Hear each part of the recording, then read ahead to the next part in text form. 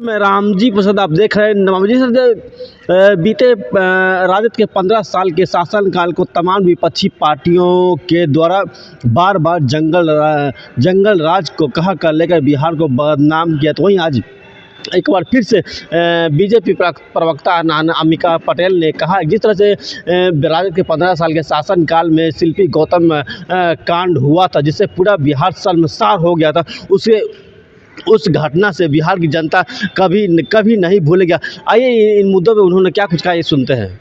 जहाँ जनप्रतिनिधि सुरक्षित नहीं, आईएएस की पत्नी सुरक्षित नहीं, उसका परिवार सुरक्षित नहीं, और अगर उनके सिर पे सालों का मन कर जाए या उनके समय के जो बड़े-बड़े गुंडे हैं उनका मन कर जाए तो फिर घटित होगा कोई शिल्पी गौतम कांड।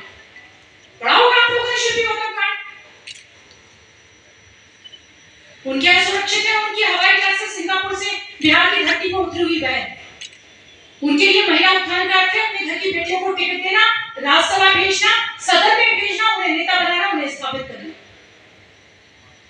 मुझे लगता है सिर्फ भारतीय जनता पार्टी और एनडीए गठबंधन का विषय नहीं है, विषय बिहार के भविष्य का है। हम लोग, आप भी पत्रकार लोग, आप एक चौथा स्तंभ है, साथ ही साथ बहुत बुद्धिजीवी और चेतन लोग हैं। आप बिहार को कैसा देखना चाहते हैं?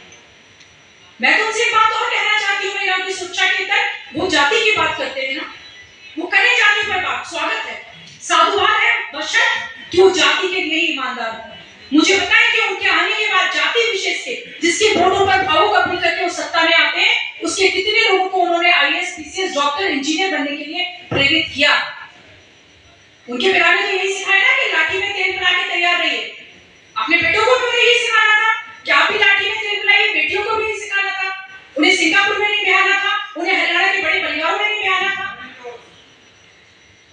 मेरे साथियों, मैं बार बार एक बात कहना चाहती हूँ, सरकारें बन जाएंगी, आएंगी जाएंगी, पर आने वाले समय में बिहार कैसा होगा?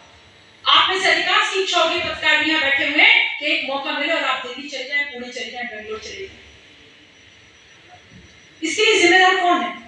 इसके लिए जिम्मेदार, बहुत मजबूती और जिम्मेदारी से कहना चाहती हूँ, सिर्फ और सिर्फ लालू जी का परिवार और उनकी मानसिकता, उनकी प्रवृत्ति है।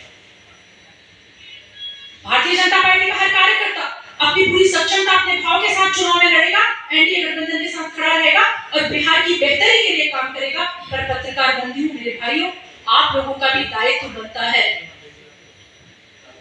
कि आप निष्पक्ष होकर इस विषय में लिखें कि आने वाला बिहार कैसा होगा, उसकी